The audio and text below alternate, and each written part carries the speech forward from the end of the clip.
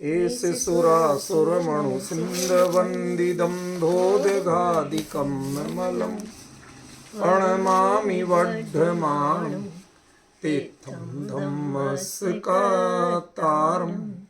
शेषे पुण्यतीर्थहरि ससौवसिद्धे विशुद्धस्वभावे समणेयणानदंसं चरित तव वीर्यायारे ते सौवे समगं पतेगमेव पतेगं वन्दामि अवट्टन्ते अर्हन्ते मानुषे खेते किच्चारिहन्ताळं सिद्धाळं तैणमो गणहराळम् अज्जावैवगाळं साहूळं चैव सौवेसिं तेसिं विशुद्धदंसं प्राणपहाणासमं समासिज्य उपसंपयामि सम्मं जतोणिवाणसंपत्ति। प्रवचन सार परमागम ज्ञान तत्व प्रज्ञापन महाधिकार गाथा 55 पृष्ठ 98। जीवो स्वयं अमुत्तो मुक्तिगदो तेण मुक्तिना मुक्तम ओगेणिता जोगम जानादि वातम न जानादि।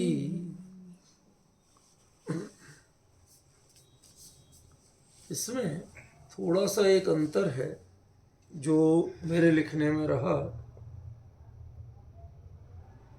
जाणदी, एक में जाणदी है, एक में जाणादी है। दोनों में अंतर थोड़ा सा स्पष्टीकरण आगे करेंगे क्या अंतर है, पर अभी जो भूल चूक है अपने लिखने की वो तो सुधरना चाहिए ना। तो जाणदी वा तमना जाना, इसीलिए वहां छंद में पढ़ने में असुविधा हो रही थी। 2 बार जान आदि करने में असुविधा, छंद टूट रहा था। अर्थ करें, जीवो यह जीव स्वयं अमूर्त, स्वयं अपने आप में अमूर्तिक है। एक बात होगी, बातों को हमें बांटना पड़ेगा। फिर मुक्तिगदो, वह मूर्तिक इंद्रियों के संयोग में है। तो इंद्रियों के संयोग में या शरीर के संयोग में या पदार्थों के संयोग में, तो यहां अभिप्राय मात्र इंद्रियों के संयोग में रहेगा। क्यों? क्योंकि प्रकरण जानने का है, और जानने में मति ज्ञान में इंद्रियानिंद्रिय निमित्तम के हिसाब से इंद्रियों का और अनिंद्रिय उनका सहारा बनता है, निमित्तपना बनता है। इसलिए ये कहा गया।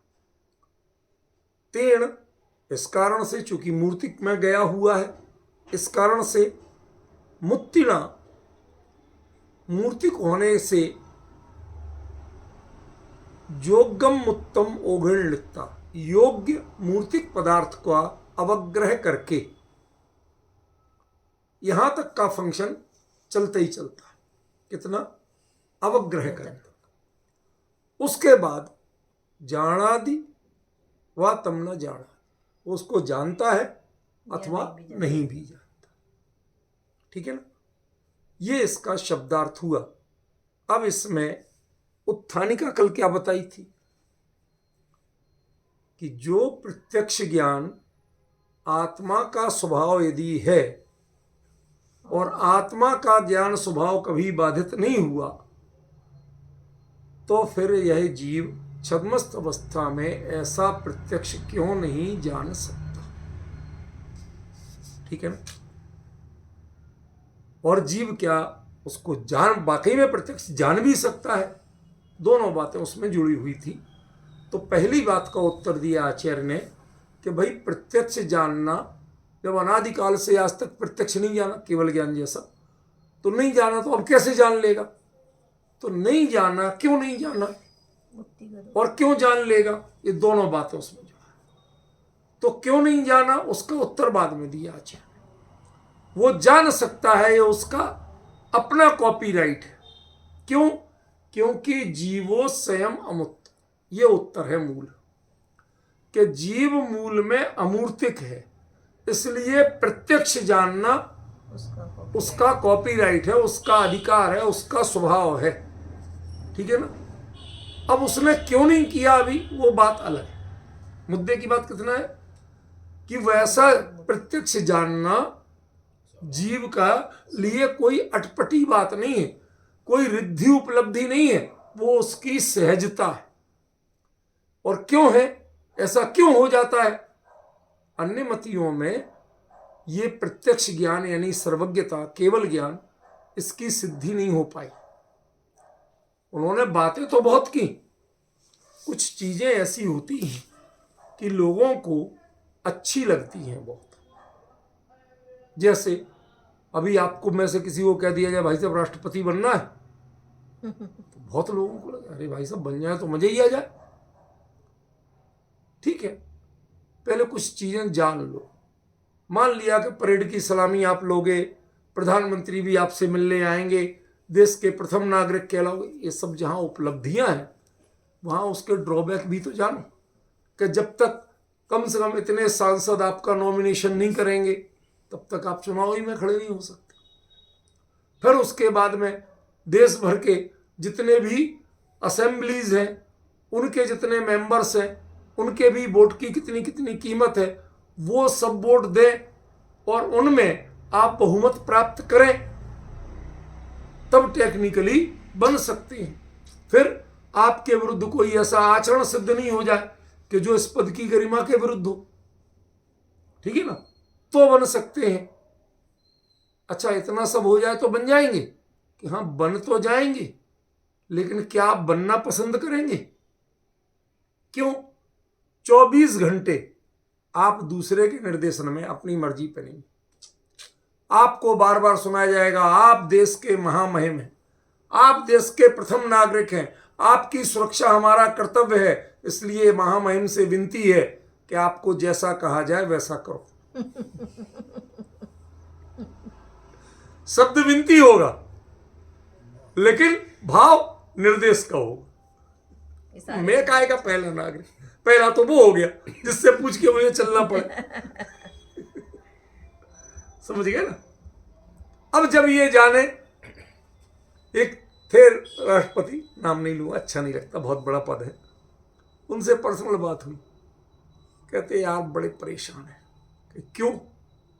कि सामने इंडिया गेट दिखता है, सारी दुनिया वहां आइसक्रीम खाने जाती है, हमारा भी मन करता। वो कहते हाँ मैम आप जो कहो वो आइसक्रीम आएगी, फिर उसमें चेक किया जाएगा कि आपके अनुकूल है कि नहीं है, और यदि होगी तो दी जाएगी, वरना जो यहां बनेगी वो खाना चुपचाप। कहते वहां जाके खाने का मन है, तुम यहां ला के दे दोगे, यहां तो कुछ भी कर लो। अब डिफरेंस समझ रहे? ऐसी ऐसी सैकड़ों बातें।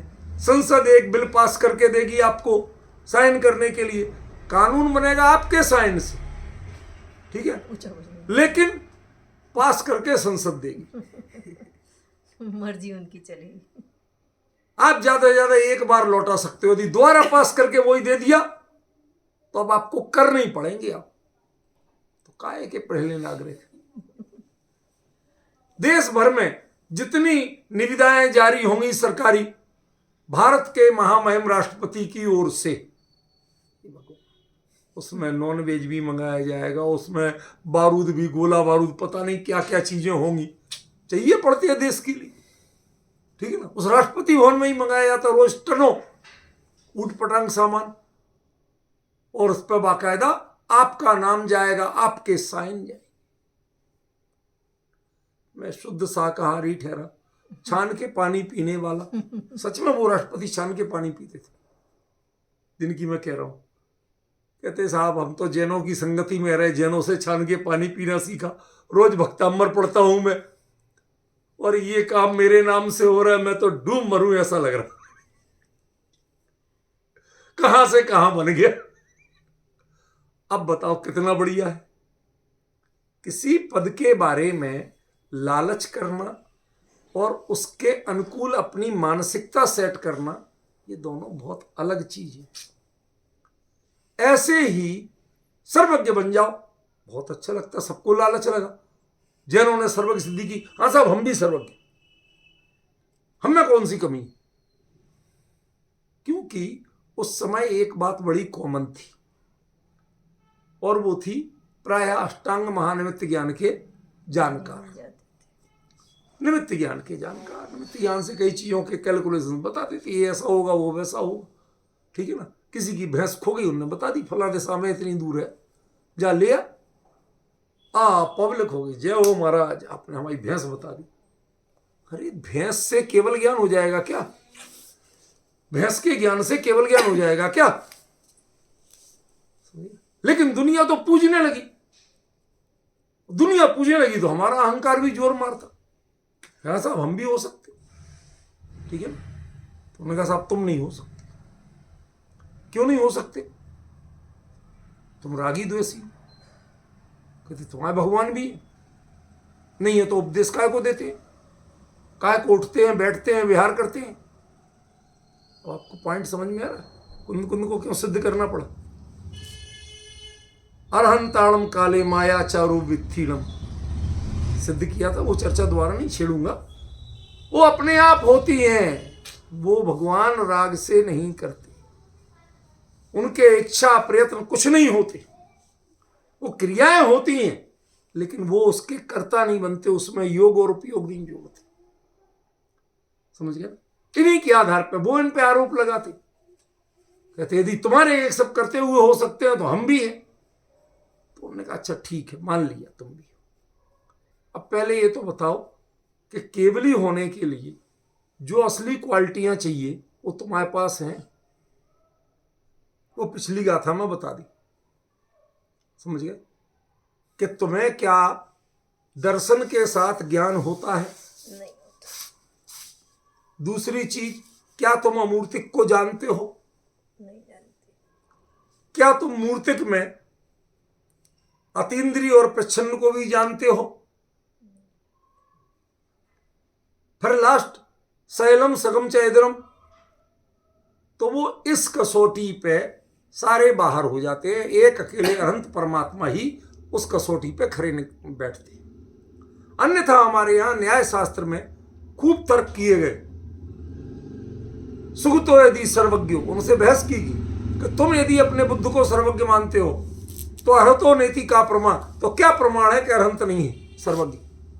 सर्वज्ञ तो हो ही सकते ना, तो तुम्हारा यदि है तो हमारा। हमें उल्टा कहना पड़ा, और वो उल्टा कहते हैं यदि अर्हतो यदि सर्वज्ञ सुगतो नेति का प्रमाण, यदि तुम्हारे अनंत सर्वज्ञ हो सकते तो हमारे बुद्ध भी हो सकते। ये बहस खूब चली। ये पहली बार उत्तर कुंद कुंद ने दिया और किसी ने ये उत्तर नहीं दिया, समझ गए? और उसका सबसे बड़ा आधार क्या बनाया? आत्मा अमूर्तिक है और वह अमूर्तिक को जान सकता है। कहते जाना तो आज तक नहीं। तुम्हारे बुद्ध ने, तुम्हारे कपिल ने, तुम्हारे दूसरे जितने आचार्य कह लो बड़े बड़े, तुम्हारे गुरुओं ने बताई तो भैंस ही तो बताई। कोई अतीन्द्रिय पदार्थ के बारे में बताया हो तो बताओ। उसका तो उन्हीं को पता नहीं है कि ऐसा कुछ होता भी है। आपको धर्म द्रव्य का पता है? शास्त्र में पढ़ा है, पर पता है? देखा आज तक कोई किसी तरह का प्रूफ मिला? आप तो मानती हैं कि जब तक गाड़ी का एक्सीलेटर ही दबाए जब तक चलती ही नहीं। तो धर्म द्रव्य भी आप हो, और ब्रेक लगाते ही रुक जाती है तो अधर्म द्रव्य भी आप ही।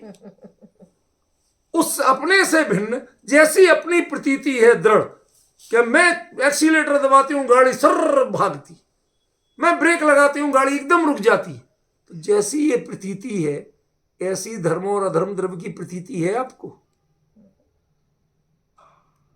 हो तो बताओ। नहीं। समझ गया? नहीं है ना। तो यही उनसे पूछा कि आपको ऐसी प्रतीति है, कोई द्रव्य दिखता है ऐसा आपके ज्ञान में आता है कि नहीं आता? तो यदि अमूर्तिक को आप नहीं जान सकते तो आप सर्वज्ञ नहीं हो सकते, आपका ज्ञान प्रत्यक्ष नहीं हो सकता। अब वो कहते हैं तुम्हारा आत्मा, अब ये देखो यहां भी बंटवारा है। कैसा? अन्यमति, उनके यहां जीव का लक्षण ही भिन्न है। आप चौंकोगे। कई जगह कहा गया जो 10 प्राणों से जीता है वो जीव है। और ये बात इतनी साधारण नहीं है जैसे अपन लोग मोक्षु लोग मजाक उड़ा लेते हैं, क्योंकि इस प्रवचन सार में कही गई है, मूल गाथाओं में और कई गाथा में चलती है चर्चा। अभी सब्र रखना, ज्यादा उत्तेजित मत होना, लेकिन इस रूप में नहीं है कि 10 प्राणों से जीता है वो जीव है। संसार अवस्था में जीव की पहचान 10 प्राणों से होती है, ये कहा। समझ गया? जैसे आपके ज्ञान की पहचान कैसे है? इंद्रियों से।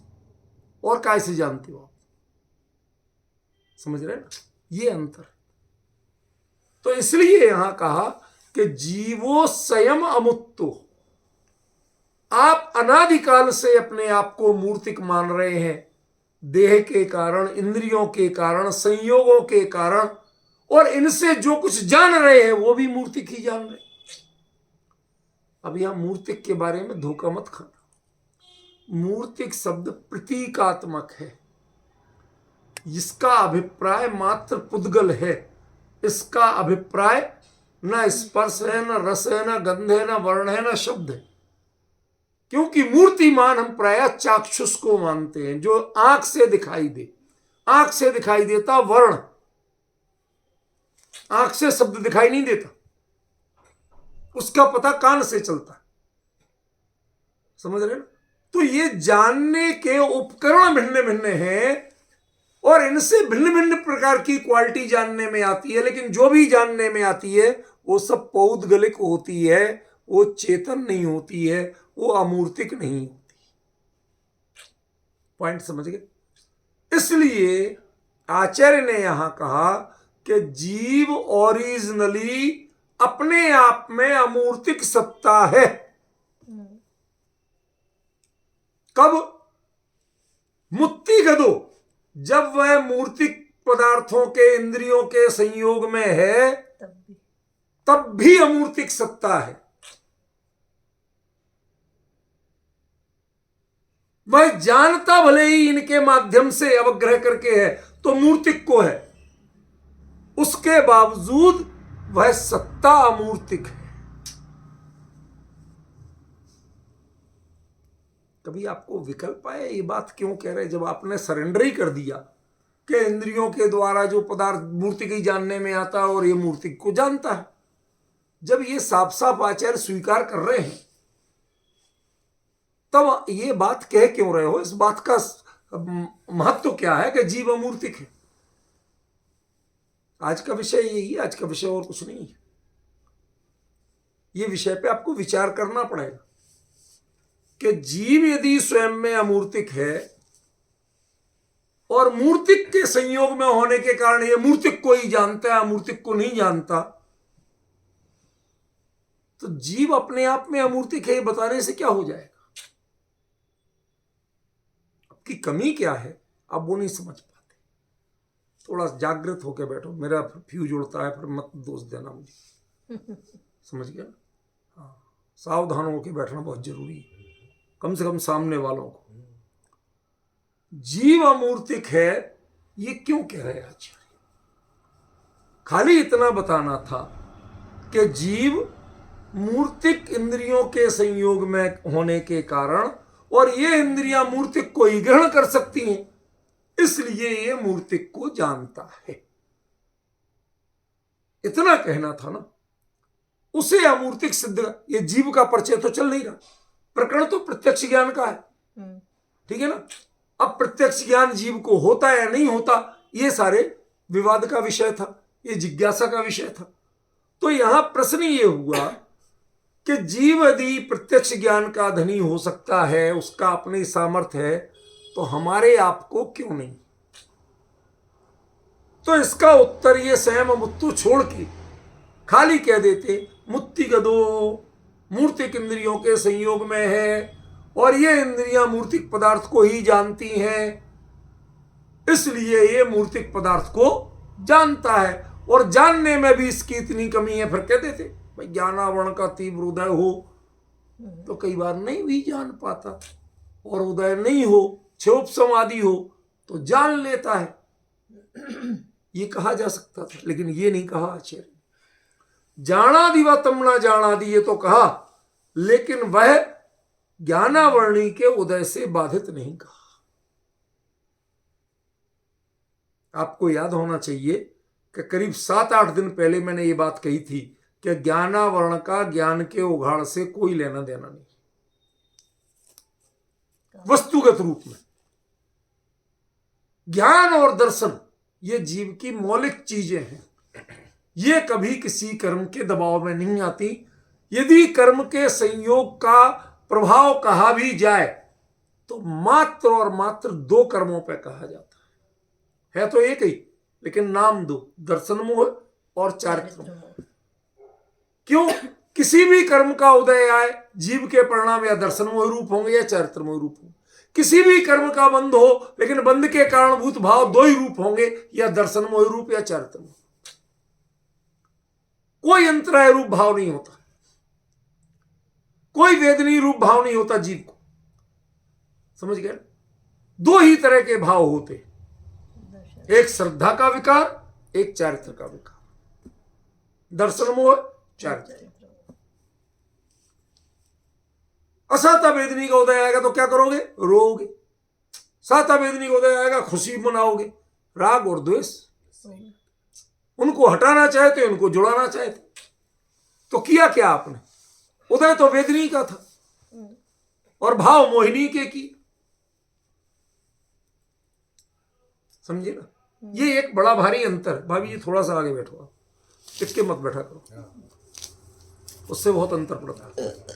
सुनो, ध्यान पड़ रहा है क्या कह रहा हूं? ये जो चीज है असल में मेरे से यही होता है, दिमाग से उतर जाती है। जो कंटिन्यू चर्चा चल रही होती है ना, वो दिमाग से उतर जाती है, इसलिए टोकना पड़ा। मैं टोकता नहीं, समझो आप। जीव अमूर्तिक है, मूर्तिक को जानता है, तो अमूर्तिक को क्यों नहीं जानता? तो उसका कारण तो बता दिया, लेकिन अमूर्तिक है ये क्यों कहना पड़ा? ये अपना मूल प्रश्न चल रहा था, ठीक है ना? मूल प्रश्न सिर्फ इतना था कि वह अमूर्तिक है, तो ये कहने की जरूरत क्या थी? आपको तो ये बताना था ना कि जब ये प्रत्यक्ष जानने की सामर्थ्य वाला है तो हम आप क्यों नहीं जानते? यही बात थी कि ठीक है ना? उसका उत्तर तो यहां से, उसका उत्तर तो ये है नहीं, ठीक है ना? तो ये बताना क्यों जरूरी था? क्यों? क्योंकि जो मति ज्ञान पर को जानते समय मात्र मूर्तिक को जानेगा, वो मति ज्ञान जब इंद्रिय और मन का अवलंबन नहीं लेगा, और पर्याय तो होगी, प्रवृत्ति तो होगी, तो किसको जानेगा? वो अमूर्तिक आत्मा को जानेगा। अपने अनुभव करने के लिए वो मति ज्ञान, वो श्रुत ज्ञान अपाहिज नहीं है। मूर्तिक के इंद्रियों के संयोग में रहने से उसको कोई बाधा नहीं आएगी, क्योंकि वो अमूर्तिक है। आज की चर्चा का विषय एक्चुअली ये, अभी तक का तो समय गया, अब सुन लो जरा सीरियस होके, समझे ना?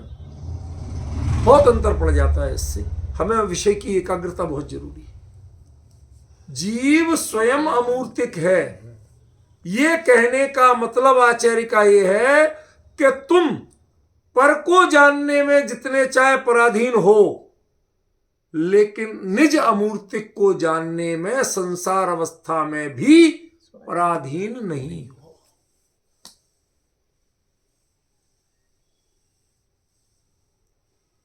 जब तक इंद्रियों का सहयोग लोगे, इनके माध्यम से ज्ञान की प्रवृत्ति करोगे, तब तक ऐसा होगा।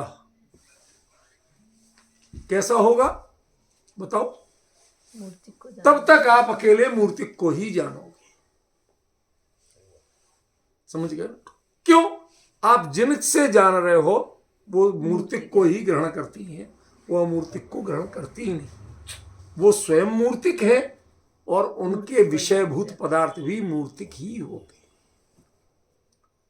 और मूर्तिक को अकेला जान के कोई केवलीय सर्वज्ञ नहीं बन सकता। क्यों? क्योंकि 6 द्रव्यमयी लोक जो है इसमें एक ही द्रव्य मूर्तिक है, 5 अमूर्तिक है। और जो सर्वम जानाति इति सर्वज्ञ, जो सबको जानेगा वो सर्वज्ञ कहलाएगा, एक को जानेगा वो सर्वज्ञ नहीं कहलाएगा। समझे ना? तो ये एक इसमें बड़ा भारी अंतर पड़ रहा है। आपको संसार अवस्था में रहते हुए भी आप सबके मामले में पराधीन हो सकते हो, लेकिन निज के ज्ञान में पराधीन नहीं। एक बार इन इंद्रियों और मन की अपेक्षा करना छोड़ो तो सही। जिस क्षण छोड़ा उस क्षण आप राजा हो। आपकी किंगडम को कोई चैलेंज करने वाला नहीं। आपकी किंगडम को चैलेंज आप खुद करते हो। हम स्वयं पराधीन होते हैं। हम इंद्रियों के सहारा लिए बिना नहीं जानते, मन का सहारा लिए बिना नहीं जानते, चश्मे के बिना हमें दिखते ही नहीं। तो सपने कैसे दिखते हैं? चश्मा लगा के? कभी किसी ने सोचा आज तक कि यदि मेरी आंखों का नंबर इतना बड़ा हुआ है कि बिना चश्मे के मुझे कुछ नहीं दिखता? तिजोरी का माल भी दिख जाता है। कई लोगों को, प्लीज डाइवर्ट मत करो, कई लोगों को इतना मोटा चश्मा लगता है जैसे सोडा वाटर की बोतल की तल्ली। समझ गए? इतना हैवी चश्मा के यदि उतार दो तो लिटरली वो बिल्कुल सूरदास की तरह है। उन्हें हल्का फुल्का उजास तो दिखेगा, लेकिन उसके अलावा उन्हें कुछ पता नहीं चलेगा। जब तक चश्मा नहीं लगेगा कुछ नहीं लगेगा। ऐसे जो आंख, कमजोर आंख वाले को भी बिना चश्मे के सपने साफ दिखाई देते हैं। इतनी कमजोर आंख वाले को, ठीक ठाक आंख वाले की बात नहीं कर रहे, इतनी विकट कमजोर आंख हो तो भी उसे सपने साफ दिखाई देते। क्यों? क्योंकि वो इंद्रिय और मन की मदद नहीं लेता। उस समय उसका जो ज्ञान प्रवृत्त हो रहा है वह ज्ञान भले ही मूर्तिक को ही जाने, लेकिन जो उसकी मेमोरी में पड़ा हुआ है वो उससे अपने बना बना के कल्पना करके जान रहा है। इसका मतलब छद्मस्त अवस्था में भी ज्ञान यदि अमूर्तिक को जानना चाहे, भले वो रूप मूर्तिक हो, लेकिन उसका मटेरियल अमूर्तिक है, उसमें दिखने वाली पिक्चर मूर्तिक है। पुस्तक जाना, आप शास्त्र स्वाध्याय कर रहे सपने में, तो शास्त्र क्या है? मूर्तिक। अक्षर ऐसे ही दिखेंगे कि हाँ बिल्कुल दिखेंगे, मूर्ति के दिखेंगे, लेकिन बने काय के, बने ज्ञान की हैं वो, फिर मूर्तिक के बने हुए नहीं। डिफरेंस ख्याल में है? तो वो जब जब आप इन इंद्रियों और मन की अपेक्षा के बिना, इनके सहयोग के बिना, इनकी पराधीनता के बिना जब जब जानोगे तो आपके ज्ञान में सामर्थ्य है। स्वप्नों में और अनुभव में क्या खास अंतर है? वो खास अंतर ये है कि स्वप्नों में मन की कल्पनाओं के रंग होते और अनुभव में मन का भी दखल नहीं होता। वो सपना तो दृष्टांत था, सपना कोई सिद्धांत नहीं था। समझे ना? तो आपको अपना अनुभव करना हो, आपको मोक्ष मार्ग में आना हो, तो एक बड़ा प्रश्न है साहब, ना हम केवली बनेंगे और ना हमें ज्ञान होगा। समझे? ये प्रश्न ना खड़ा हो जाए तो आचार्य ने पहले कह दिया, जीवो स्वयं अमुत्तो। तुम जितने चाहे मूर्तिक के संयोग में पड़े रहो, तुम मानते हो हमें इनने बांध रखा है, लेकिन खरेखर हम बंधे हैं, इन्होंने हमें नहीं बांध रखा। आपका अमूर्तिकपना आज तक किसी ने बाधित नहीं किया। आप सोचो तो सही कि आप कौन हो, निर्णय तो करो, पहचानो तो। आप ही दीनहीन बने विचरते हो, अपने आप के बारे में सोचते हो, इसमें कोई क्या कर लेगा? सही। किसी की क्या सामर्थ्य है वो उसमें बनाए या बिगाड़े? डिफरेंस ख्याल में आ रहा? इसलिए आचार्य ने सबसे पहला ये सब बातें संसार अवस्था की 99.99999% में यही होती हैं। कौन? इतनी मुत्तिगदो तेण मुत्तिणामुत्तम जाना जोगम जानादि बाणा जानादि ओगणिता। ये सब बातें नए मतलब लगभग 100% में है। लेकिन जो 0.001% में बचा, बहुत विरले जीव हैं जिन्होंने निज अनुभव में अपने स्वरूप को जानने में, आत्म साक्षात्कार में अपने ज्ञान को चरितार्थ किया। पर को जानने में वो भी मुत्तिगदो है। वो दूसरे अमूर्तिक को नहीं जान सकते, धर्माकाश काल को नहीं जान सकते, दूसरे आत्मा को भी नहीं जान सकते। मैं आपके आत्मा का साक्षात्कार नहीं कर सकता, मुनिराज भी नहीं कर सकते। डिफरेंस समझ रहे? इसलिए जितने चाहे 0.00 लगा लो, लेकिन जो अंत में भी आएगा वो एकड़ा होगा, और वो एकड़ा मैं हूं। वो एकड़ा मैं होऊंगा, दूसरा नहीं हो सकता। मेरे लिए आप जीव नहीं, मैं आपको जान सकता नहीं। तो आप प्रश्न करिए कि इसी प्रवचन सार में आपने सिखाया था, सचिन इतना उदास मत बैठ, समझ में आया ना? हाँ, थोड़ा सावधान रहे। क्या कहा? इसी प्रवचन सार में आपने सिखाया था कि आचार्य कुंद कुंद मैं के लिए तो अप्पा आधा प्रयोग करते हैं, जीवो प्रयोग थोड़ी करते। यहां तो जीवो प्रयोग किया। ये प्रश्न करना सीखो। आपका विषय इतना क्लियर होगा, इतना क्लियर होगा कि दुनिया में कोई आपको बरगला नहीं सकेगा।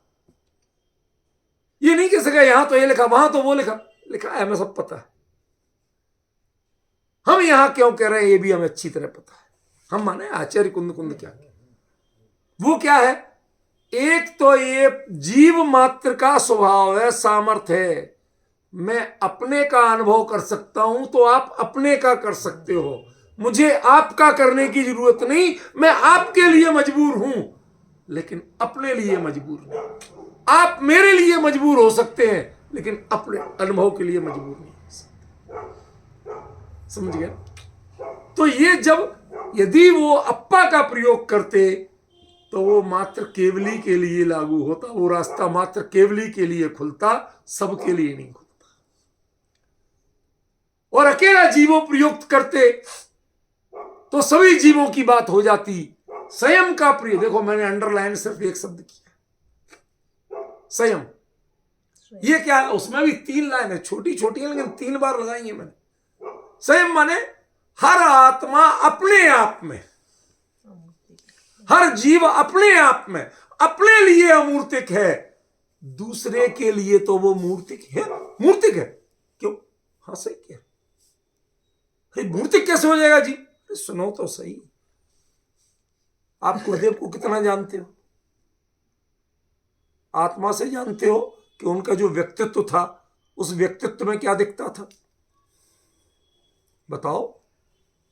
उनकी सौम्य मुद्रा, दूध जैसे सफेद धवल कपड़े, सात्विक जीवन, लाठी लेके चलते थे, एकदम गौर वर्ण, सिर पे लगभग बाल ही नहीं, ऐसा चमकता हुआ व्यक्तित्व। ये सब क्या है? ये पौद्गलिक है, ये मूर्तिक है, क्या अमूर्तिक है? मूर्तिक है, पौद्गलिक है। उनके ऐसे वचन, आहा आनंद आनंद आनंद। तो ये वचन भी मूर्तिक है क्या अमूर्तिक है? मूर्तिक। पकड़ में आ रही बात की नहीं आ रही? क्या जानते हो आप उनके बारे में? उनके बारे में क्या जानते हो? जो आप जानते हो वो संयोग के बारे में जानते हो, और वो संयोग पौद्गलिक है। समझ में आया? ये कुंद कुंद की सामर्थ्य थी जो केवली के दरबार में पहुंच गए, और वहां केवली के सामर्थ्य में ये है केवली का पादमूल। मैंने आपको कभी कहा था कि केवली के पादमूल का मतलब बताऊंगा। वहां पर जीव में सामर्थ्य नहीं प्रत्यक्ष ज्ञान की, लेकिन प्रत्यक्ष ज्ञान जो जानता है उसके बारे में जानने की बारे में कह रहा हूं, उसको नहीं कह रहा हूं, उसके बारे में जानने की सामर्थ्य आती है। अब इसकी व्याख्या आपको घंटों की जा सकती है, अभी नहीं कर रहा हूं, ये वाक्य नोट कर ले। केवली के पादमूल का मतलब है, केवली जैसा प्रत्यक्ष जानते हैं वो तो तुम नहीं जान पाओगे छद्मस्त अवस्था में, लेकिन उनके पादमूल में पहुंच गए तो वो जो कुछ जानते हैं उसके बारे में जानने की सामर्थ्य पैदा हो जाएगी। वो ज्यों का त्यों नहीं जान पाओगे, उसके बारे में शास्त्रों को पढ़ पढ़ के जैसा आप धर्माकाश का स्वरूप जानते हो वैसा केवली के पादमूल में नहीं जानना पड़ेगा। समझ गए? जो जीव का स्वरूप जानते हो वहां भिन्न जानो, यहां आप जो जानोगे वो दैहिक रूप से जानोगे। इसीलिए जितने कवियों ने स्तुतियां की हैं उन्होंने देहाश्रित की। समय सार की वो गाथाएं याद कीजिए। देह गुणे थुब्बंते न केवली गुणा थुदा होंती।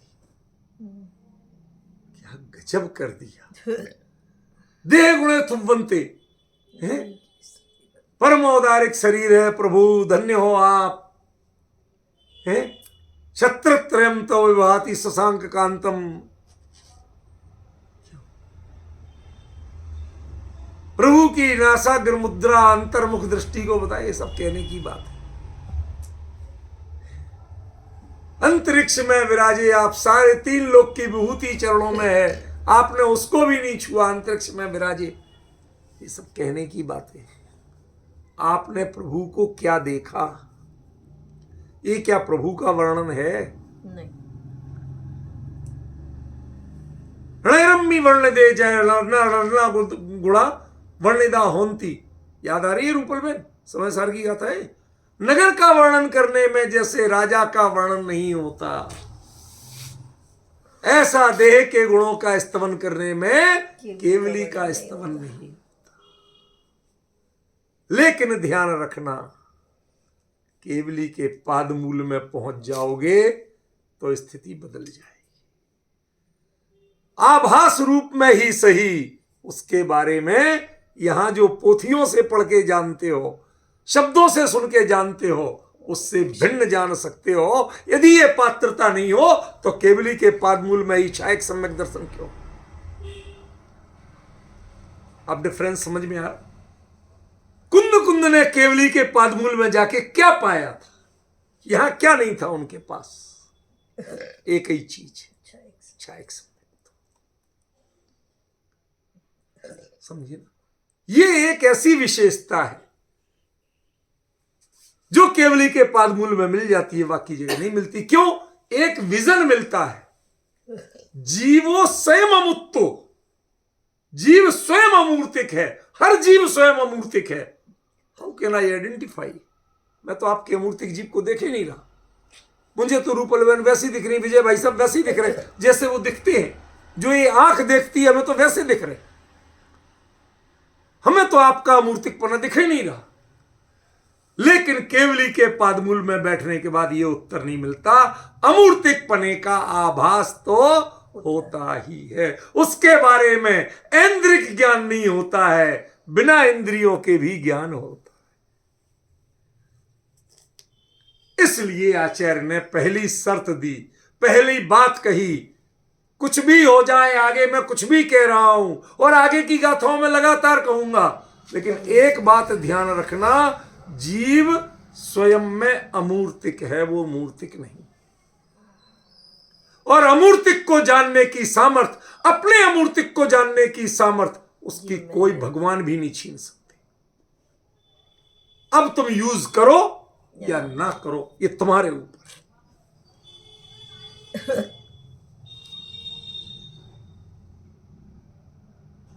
बता दो, ये कथन है, निगोदिया के भी सब छिन जाए पर ज्ञान पर्याय ज्ञान नहीं छिनता। ये उसका बेस है।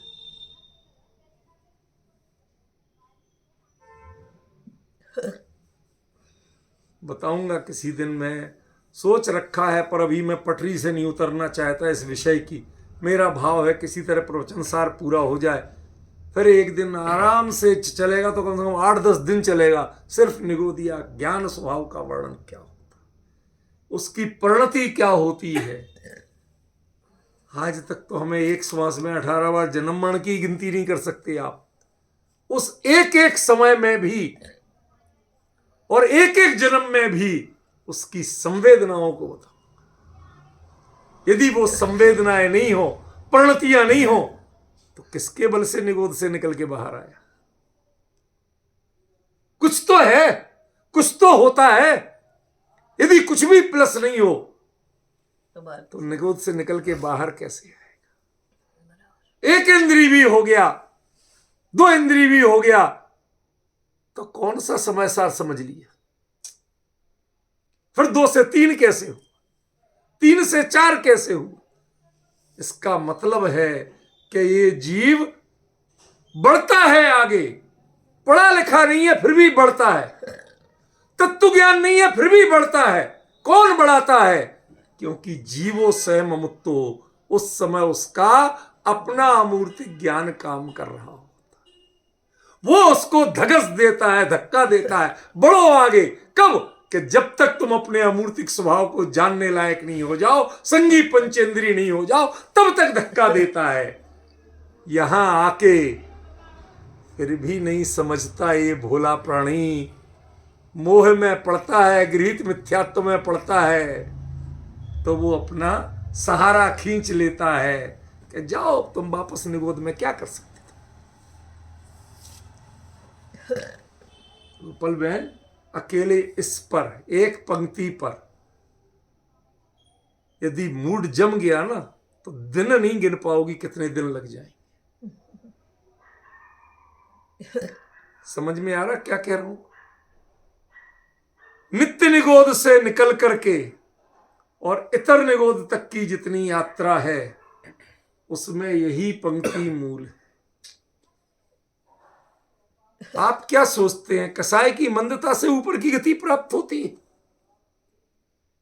कसाय मंद करना कौन सिखाएगा आपको?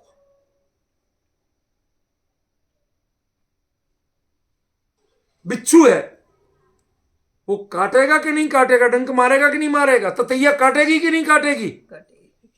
हर ततैया काटती है, हर बिच्छू काटता है, हर सांप डसता है, फिर भी आगे कैसे बढ़ता?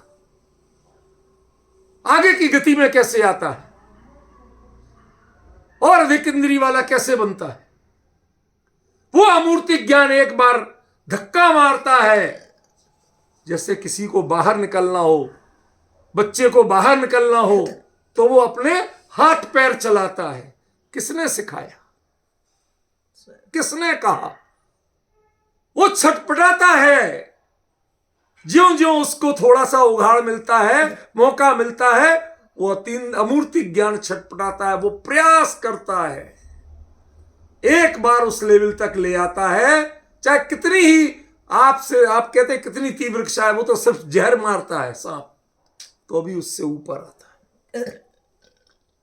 ये संगी पंचेंद्रिय मनुष्य जा मानुष पर्याय सुकुल।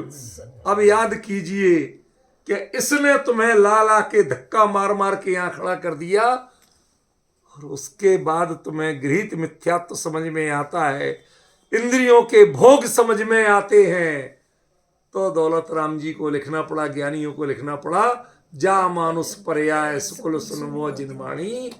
अरे कितना धिक्कार है तुम्हें कि जिनवाणी सुन के तुम उसे जनवाणी बना देते हो, तुम उसे गृहीत मिथ्यात्व का माध्यम बना देते हो। वीतरागी परमात्मा विराजमान हो, तुम रागियों की पूजा करते हो। जिन वीतरागी परमात्मा ने अपने गृहस्थी में रहते हुए कभी यहां का सचित्त पदार्थ का ग्रहण नहीं किया, उनकी पूजा तुम सचित्त फलों से करते हो।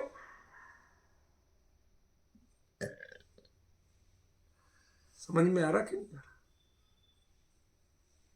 ये जितने तुम मूल भगवान को छोड़ करके रागियों को पूजते हो, ये विडंबनाएं हैं तुम्हारी, ये तुम्हारा अपना अपराध है, जिसके कारण वापस तुम इतर निगोद में जाते हो। ये आत्मा का अमूर्तिक ज्ञान स्वभाव है, जो तुम्हें वहां से धक्का मार मार के यहां तक लाता है। तुम पढ़े लिखे नहीं हो उस समय।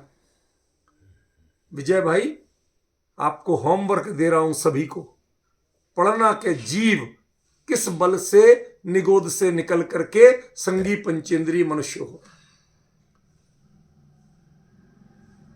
गिने चुने भव कहे मनुष्य के, पर्याय स्त्री पर्याय इतनी सब गिनी चुनी है। इतना में भी कितने मिलेंगे कोई गारंटी नहीं, लेकिन जो भी मिला वो आपके लिए फाइनल है। ये स्टेज है कि अब आपका अतीन्द्रिय ज्ञान वो कुछ नहीं करेगा, अब आपको करना है कि उसका यूज करना सीखो। अब आप दूध पीते बच्चे नहीं कि मां तुम्हें दूध पिला देगी, मां तुम्हें सुला देगी, मां तुम्हें जगा देगी। अन्यमति कहते हैं कर्म ही हमें सुलाता है, कर्म ही हमें जगाता है, या ईश्वर हमें जगाता है। ईश्वर प्रेरित गच्छेत स्वर्गम वा स्वर्ग में बाबा, ईश्वर के प्रेरणा से कृपा से ही नरक में जाता है या स्वर्ग। ये जैन दर्शन की मान्यता नहीं। अब इस लेवल पे आके आप कर्म के स्वयं विधाता है। आप कर्मों के बंधन में रहना चाहते हैं या अपने स्वभाव में समाना चाहते हैं, एक बार स्वीकार करो, जीवो स्वयं अमुक्तो। जीव अपने आप में ओरिजिनली, ऑथेंटिकली, बेसिकली वो अमूर्तिक तत्व है, और अमूर्तिक को अमूर्तिक जानने से कोई नहीं रोक सकता। जो उसको बाहर निकलने के दरवाजे जितने हैं, बाहर निकलने के जितने दरवाजे हैं उन पर ताले पड़े हैं। मानतुंग पर 48 ताले पड़े थे। कहां, काहे के लिए? बाहर निकलने के लिए। लेकिन अपने आप में अंदर में समाने के लिए और अपने भावों से भगवान की भक्ति के लिए कोई ताला था? नहीं। किसी ने रोक पाया? उसकी चर्चा कल जो चलेगी चलेगी, अभी उसको नहीं छेड़ना चाहिए। क्या? लेकिन आप सोचिए तो सही, विचार तो करिए उस विषय पे। ये ताले किसके लिए होते हैं? पर से संयोग के लिए ताले हैं। अपने में मगन रहने के लिए कोई ताला आज तक नहीं बना।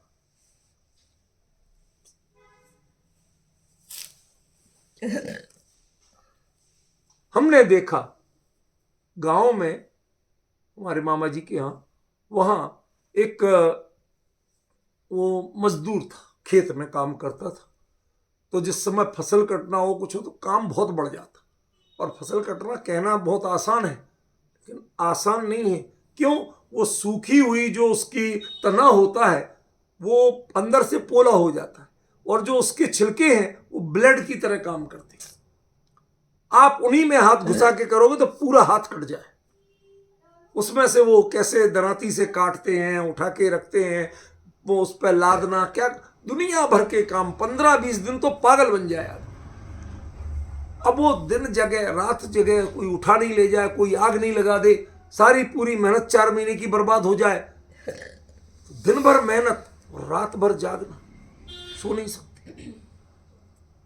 उसको मोह तो भले ही मजदूर है, माल मालिक का, लेकिन मोह उसे भी होता है क्योंकि उसने पाला पोसा था, जागता। अब उसके बाद में वो गाड़ी में लदवा के सारा माल और ला रहा था गांव में, जहां पर मामा जी के यहां खलिहान में रखा जाना था स्टोर, गेहूं वो भरवा के ला रहा था। अब वो कहता, हमने उससे पूछा, कहा भाई बहुत थक गए होगे। नहीं साहब, साव बोलते वहां साहूकार को, नहीं साहब मैं तो बैलगाड़ी का वो लकड़ी पकड़े पकड़े चल रहा था, बैलगाड़ी चला रहे थे, तो चलते चलते सो रहा था, मेरी तो नींद पूरी हो गई। अरे यहां बिस्तरों पे नींद पूरी नहीं होती, दवाई की गोली खाना पड़ती, और वो चलते चलते उसमें कर लिया। ध्यान रखना, जैसे नींद ना देखे टूटी खाट, वो अपना रास्ता स्वयं ढूंढती है। ऐसे ही आप इंद्रियों का अवलंबन छोड़ो, ज्ञान की प्रवृत्ति स्वयं अमूर्तिक को जानने में अपने आप सफल होगी। आपको इंद्रियों का अवलंबन छोड़ना है। ये आदत छोड़ना है। ज्ञान को खुला छोड़ दो प्रवृत्त होने के लिए और इंद्रियों के दरवाजे बंद कर दो। इधर नहीं जाना है तो, इनसे बाहर नहीं जाना है तुझे, इन पर ताला डाल दो। विकल्प तक का त्याग, ज्ञान स्वतः अपने अंतर में प्रविष्ट होगा। समझ गए ना? अभी उतना खुलासा नहीं कर पा रहा हूं क्योंकि विषय दूसरा है, लेकिन ये समझ लीजिए, ये जो वाक्य कहा, ये आचार्य ने बहुत बहुत बहुत बड़ी बात कही। ये आपके लिए एक बहुत बड़ा रोड मैप है। केवली परमात्मा ने फरमाया, मैं समोसरण में भगवान से वचन लेके आया हूं कि आत्मा जीव स्वयं अमूर्तिक है। वो मूर्तिक में गया तो है, लेकिन मूर्तिक बना नहीं। क्या कोई कहे हमारी रूपल बहन मुसलमानों में गई तो, मतलब माना कोई घर परिवार की नहीं है, एरिया उद्देश्य मुसलमानों का है ना, इस्लामिक कंट्री, तो इस्लामिक देश में गई तो है, लेकिन मुसलमान बनी नहीं। अब आपकी राष्ट्रीयता पहचान या कहां रहते हैं वो क्या कहलाएगी? यूएई, यूनाइटेड अरब अमीरात कहलाएगी। तो कह लो आप जितना चाहे, लेकिन उसके बावजूद हम तो इंडियन ही हैं, हम तो जैन ही हैं, हमारे संस्कार तो यही हैं। हम तो वीतराग भगवान के दर्शन कर, वो मुद्रा तक के दर्शन करने हम 70 किलोमीटर जा सकते। यहां तो 70 कदम पे मंदिर हो तो सोचते हैं जाए कि नहीं जाए, ढूंढती हैं, चल के जाती हैं। क्यों? कौन लेके जाता, किसने बचाया? एक बार आप सबको जानते हैं, सबसे मिलते जुलते हैं, सब कुछ करते हैं, सबसे बिजनेस करते हैं, लेकिन जब अपना हित करना है तो इनके शटर बंद कर देते हैं। अब आप कौन हैं? भोजन करना है तो हम प्योर जैन है, फिर हम इस्लामिक नहीं। दर्शन करना है तो प्योर जैन है, इस्लामिक नहीं है। पूजन वंदन करना है, स्वाध्याय करना है, जो अपने हित की दृष्टि से विचारना है, तो हम प्योर जैन है, हम इस्लामिक। रहते वहां हैं, लेकिन उनसे सबसे संबंध कट ऑफ करते हैं, तब भोजन कर पाते हैं। उनके भोजन का विकल्प करके आप भोजन नहीं कर सकते। कि कर सकते हो? नहीं। अंतर समझ में आ रहा है? एक बार जैसे आप अन्य सबसे विमुख होते हो, आचार्य कहते हैं कि ये मूर्तिक जो इंद्रियां हैं, एक बार इनसे भी विमुख हो। जब तक इनमें जाते रहोगे, ज्ञान को इनसे बहाओगे, तो तुम्हें जोगम उत्तम ओगण लिखता, तुम योग्य मूर्तिक पदार्थ का ही अवग्रह कर पाओ। लेकिन यदि तुम्हें अपने ज्ञान को इन 5 दरवाजों से बहाना बंद करने की हिम्मत हो, ये इधर पे तैयारी करना पड़ेगी रूपल बहन, इधर पे। जैसे कल मैंने विजय भाई जी को धोखा दिया था ना, धोखा कोई इनसे कोई वो नहीं कर लिया था, ये तो बात की बात है कि मैंने बड़े इत्मीनान, विजय जी पढ़ के बताना, और देखे लगे। ये वृत्ति है, मैं ज्ञायक तत्व हूं, मैं अमूर्तिक तत्व हूं, मुझे अपने को जानने के लिए मूर्तिक का सहारा लेने की जरूरत नहीं। मुझे इनसे पर जाना जाता तो मुझे पर के जानने की जरूरत है। मैं दुनिया में बेवकूफ कहलाऊं, कोई खतरा नहीं, कहलाऊं। गुरुदेव कहते थे, संसार चातुरी के चतुर सब जगह इंटेलिजेंट बनता है, अपनी जब बात आती है तो तने जुलावे छे, नींद आती है, ये कहते थे। समझ में आया ना? क्यों होता है ऐसा? अपने हित की बात में ऐसा क्यों होता है? समझ रहे ना? उन सब संदर्भों को याद करो, तब समझ में आएगा आचार्य ने ये क्यों लिखा। हर जीव अपने आप में अमूर्तिक तत्व है, तुम जितना चाहे दीनहीन मानते हो। मुझे एक दृष्टांत याद आ रहा है। एक आदमी जाके रो रहा, भाई साहब मैं तो बिल्कुल दीनहीन अनाथ गरीब आदमी, कुछ नहीं है मेरे पास। तो उससे कहा किसी ने, तेरे पास 2 किडनी है, 1 किडनी के 10 लाख देता हूं। अरे साहब मैं कैसे दे दूं? 2 आंखें हैं, 1 आंख के 20 लाख देता हूं। नहीं दे सकता। ऐसे होते होते हर चीज की कीमत लगाई तो पता चला वो तो कई करोड़पति था। ये चुटकुला और व्यंग नहीं सुना रहा हूं, आचार्य ने यही कहा है कि तुम खरेखर अमूर्तिक तत्व है, तुम इस मूर्तिक के, ये बाजार में तू बाजार से चीज खरीदना चाहता है इसलिए गरीब है। तू अपनी कीमत जिस दिन जानेगा तो तेरे से बड़ा धनी कोई नहीं है। बराबर। तू इंद्रियों के माध्यम से जानना चाहता, पर को जानना चाहता है, इसलिए तू दीनानाथ है। क्या है? दीन और अनाथ, अन्यथा ना दीन है और ना अनाथ है। यदि तुम स्वयं को जानना चाहते हो तो तुम्हारा स्वभाव अमूर्तिक है और तुम जानने में समर्थ हो, कोई रोकने वाला नहीं। तुम्हें यदि जरूरत पर की है तो पर के लिए दरवाजा यही है, और इससे सिर्फ मूर्तिक आएगा, इसमें पर में अमूर्तिक तुम कुछ नहीं जान सकते। तुम्हारा ज्ञान प्रत्यक्ष नहीं हो सकता, लेकिन एक रास्ता खुला हुआ है, सारे रास्ते बंद हैं। आपको एक रास्ता खुला हुआ है, यदि उसको यूज करना है, एक विकल्प छोड़ दिया। दुनिया में खोटी कहावत चलती है, वो यहां लागू नहीं पड़ती है, मात्र सीमित अर्थ के लिए कह रहा हूं कि डायन भी 2 घर छोड़ के वार करती है। समझ गया ना? तो ये इन इंद्रियों ने, पुद्गलों ने सब अब तुम्हें पूरा घेर रखा, लेकिन उसके बावजूद एक रास्ता खुला हुआ है कि तुम अमूर्तिक हो और तुम्हें अपने अमूर्तिक स्वभाव पर भरोसा हो, और तुम मूर्तिक का सहारा लेना बंद करने का संकल्प करो, मूर्तिक को जानने का संकल्प लेना बंद करो, आप अपने में प्रवेश कर सकते हो।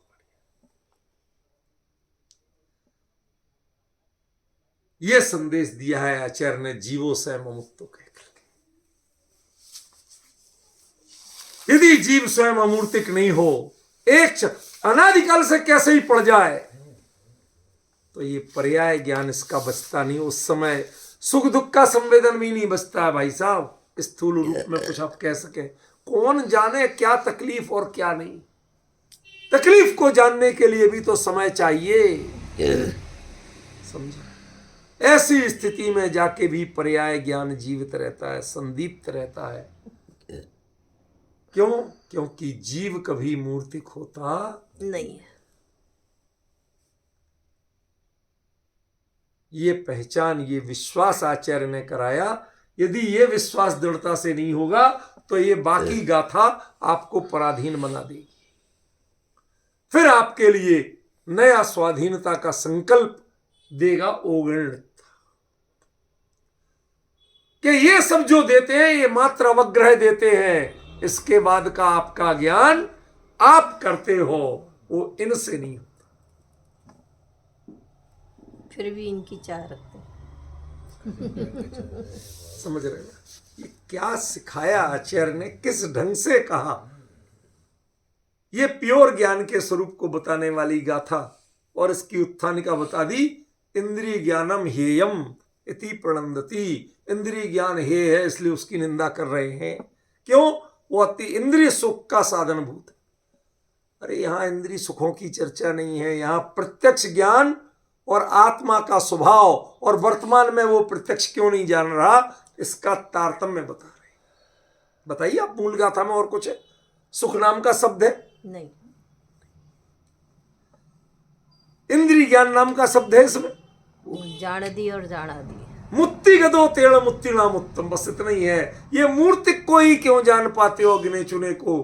क्योंकि जिन उपकरणों से तुम देखते हो उनसे मात्र मूर्तिक ही दिखाई देता है, उनमें दूसरा कुछ जानने की ताकत है ही नहीं। कितनी शालीनता से आचार्य ने समझा।